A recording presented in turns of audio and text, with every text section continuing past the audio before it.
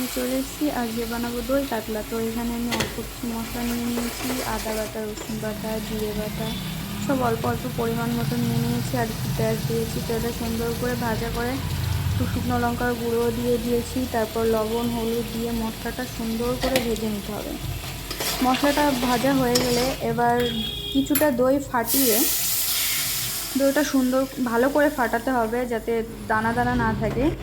ভালো করে ফাটালে হবে। কেউ যদি হাত দিয়ে না পারে তো মিক্সিতেও ফাটাতে পারে, দই মিক্সিতেও খুব সুন্দর ফেটে যায়।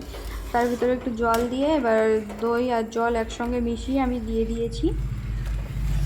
তো এবার জলটা এদিকে ফুটুক।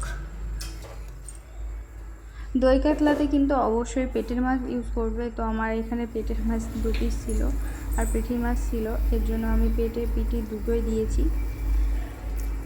আর মাছগুলো কিন্তু অবশ্যই কাঁচা দিতে হবে। তোমরা যদি কেউ চাও লবণ হলুদ মাখিয়ে কিছুক্ষণ রাখতেও পারো, আবার না রাখলেও চলবে, অসুবিধা নেই। যদি না রাখো তাহলে মাছটা ঢেকে রান্না করবে, আর যদি দিয়ে রাখো তাহলে না ঢাকলেও চলবে।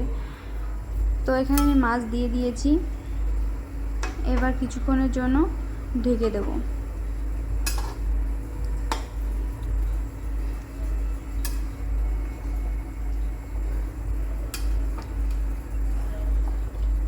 তোমরা কারা কারা দই কাতলা খেতে ভালোবাসো? আমি কিন্তু খুব ভালোবাসি। তো মাছগুলো সুন্দর করে এক জায়গায় নিয়ে নিয়েছি, আমি একটু ঢেকে দিয়েছি।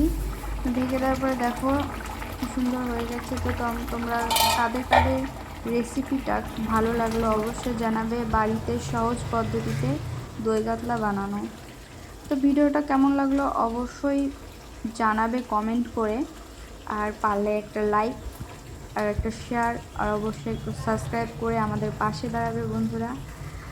তো সবাই ভালো থাকবে, ভালো রাখবে। Tata, bye bye.